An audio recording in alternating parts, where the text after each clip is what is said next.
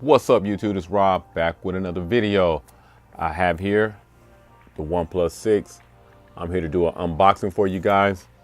So let's move everything to the table and let's show you what's in the box. All right, everybody, so let's unbox the OnePlus 6. Real quick, I got the 128 gigabyte variant, if I remember correctly. I'm gonna try to do this unboxing where I can keep my plastic around the box intact. Yeah, I know. I should just go ahead and just unbox it and tear it off, but I like to keep the box looking nice and immaculate for those resales. 6.2 inch AMOLED panel.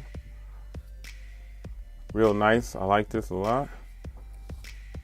Tear off the plastic. This mirror is very reflective. I like this. This is nice. Nice looking phone. Let's see what else you're getting on there. Pretty much a standard. This been all over the internet, so I'm not really showing you too much that you ain't never seen, but at least you know this phone is on my channel and you know what to expect. Right here is your regular books and information with the SIM card ejector. Pretty much your standard stuff in an unboxing. It does come with a case, which I appreciate, until the other cases that I ordered will arrive a little later on. Quick charge, well, dash charge, which is industry best. It does have a screen protector already on there. I'm going to keep it on there until I can find something a little better. Usually I rock out with those OnePlus 5 screen protectors for a while. Right here, the S9 Plus. Now the S9 Plus is slightly taller than the OnePlus 6, but the OnePlus 6 is wider. Is wider than the actual S9 Plus.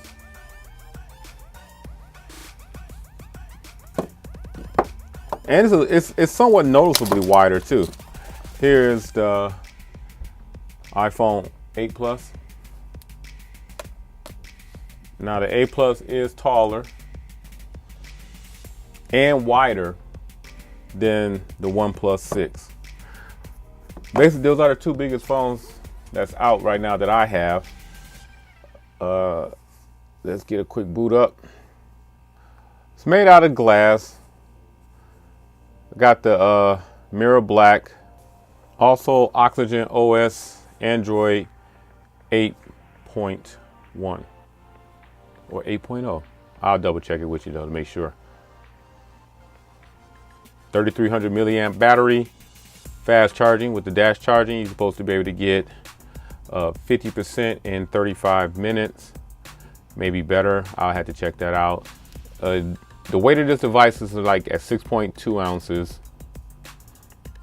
And this is maybe a 95% screen to body ratio, maybe. I don't know, I gotta double check that. It does have a USB 2.0 Type-C opening, 3.5 millimeter headphone jack. It's a dual SIM, so there's nothing there for SD card. It does have a 3300 milliamp battery. It does have a gesture and on-screen navigation, support alert sliders. What else? Fingerprint, does have face unlock. Does have a bottom-facing firing speaker on the right side. Noise cancellation support, so that's good. Now this is a GSM only phone, so I'm sorry for those out there with with Verizon and Sprint. This does support pretty much all the major bands for GSM phones. in America, the 1, 2, 3, 4, 5, 7, 8, 12, 17, all the way through band 71, the new T-Mobile band, which is supposed to be good for outlying areas. So, and also when you're inside of buildings like concrete buildings, that band 71 is supposed to come in. It does have the ability for Wi-Fi, not Wi-Fi calling, but voice over LTE. Bluetooth 5.0.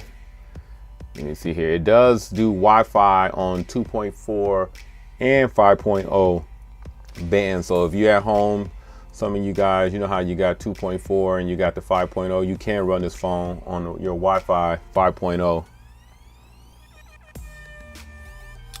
The camera is it's a Sony sensor. It's a 16 megapixel. Does have OIS and EIS. Has a 1.7 aperture rating. The second camera is also a Sony sensor, 20 megapixel, and that has a 1.7 aperture. It does have a dual LED flash right here. 4K resolution video can be shot at 30 and 60 frames per second. You can do 1080 at 30 and 60 frames and 720 at 30 frames per second.